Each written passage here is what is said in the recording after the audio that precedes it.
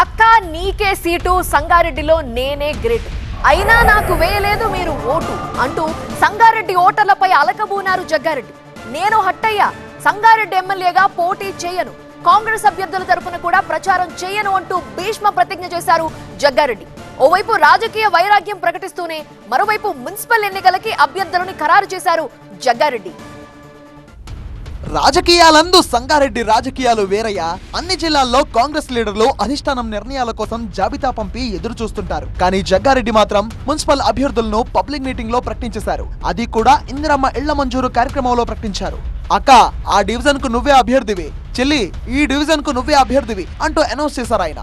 ఒక్కరోజు క్వార్టర్ కు టెంప్ట్ అయి ఓటు వేయొద్దన్నారు జగ్గారెడ్డి. నువ్వు మళ్ళీ రాత్రి ఎవడన్నా వేయగానే అరే వాడు ఒక్కసారి వేపిస్తాడు రా, నేను ఎప్పుడంటే అప్పుడు వేపిస్తా కదరా,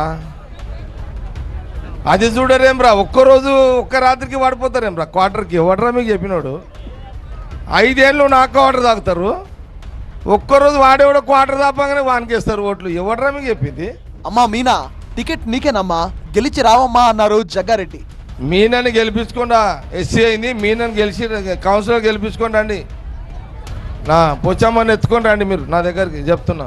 పుష్ప నువ్వు తగ్గొద్దమ్మా, టికెట్ నీకే, నువ్వు కాదంటే నువ్వు ఎవరి పేరు చెబితే వారికే టికెట్ అన్నారు జగ్గారెడ్డి. క్యాండిడేట్ నువ్వే, నువ్వు కాదనుకుంటే నువ్వు ఎవరు రికమెండ్ చేస్తే వాళ్ళు క్యాండిడేట్ అవుతారు. పుష్పక నువ్వే క్యాండిడేట్వి, నువ్వుగా నీ అంతటా నువ్వు ఇక నాతో కాదు నేను ఇంకో నన్ను పెట్టదలుచుకున్నా అంటే నువ్వు నీ డిసిజన్ మీద నడుస్తుంది, కూర్చో ఇక. రైట్. కాంగ్రెస్ పార్టీలో మధ్యలో వచ్చిన వారికి టికెట్లు లేవన్నారు జగ్గారెడ్డి. అంటే షార్ట్ మధ్యలో వచ్చిన వాళ్ళ లాస్ట్ మొదలు వచ్చిన వాళ్ళ? ఇది మహిళ నాది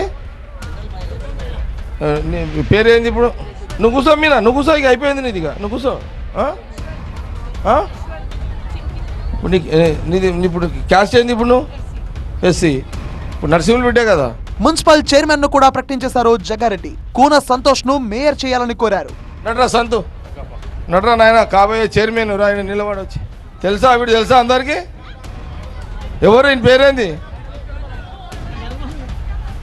కూన సంతు. అసెంబ్లీ ఎన్నికల్లో రాహుల్ గాంధీ వచ్చి ప్రచారం చేసినా కూడా తనను ఓడించారని, అందుకే సంగారెడ్డిలో మరోసారి పోటీ చేయనన్నారు జగ్గారెడ్డి. కాంగ్రెస్ తరపున ఎవరు పోటీ చేసినా ఓట్లు అడగనన్నారు.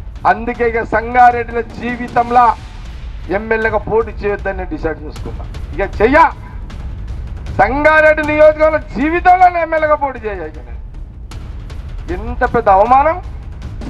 ఒక్క ఇందిరాగాంధీ మన్మడు సంగారెడ్డికి వచ్చిన తర్వాత జగ్గారెడ్డి కోసం భుజం మీద చేసిన ఒక రాహుల్ గాంధీ ముందు ఎక్కడ పోయారు? సంగారెడ్డి ఏం ఆలోచన చేసిర్రు? మేధావులు ఎక్కడ పోయారు? చదువుకున్న వాళ్ళు ఎక్కడ పోయారు? మీ గురించి కూడా నేను ఓటేయమని చెప్పి అడగని చెప్పిన. నేను రాష్ట్రంలో ఎవరినన్నా పోయి కాంగ్రెస్ ఓటేయండి అని అడుగుతా. ఇప్పుడు వీడు మున్సిపల్ చైర్మన్ క్యాండిడేట్ అన్నాడు, అరే నీకు నేను ఓటేయమని చెప్పి అడగరని చెప్పిన. మున్సిపల్ ఎన్నికల్లో సంగారెడ్డి ప్రజలు తాను నిలబెట్టిన అభ్యర్థులను గెలిపించాలని కోరారు జగ్గారెడ్డి.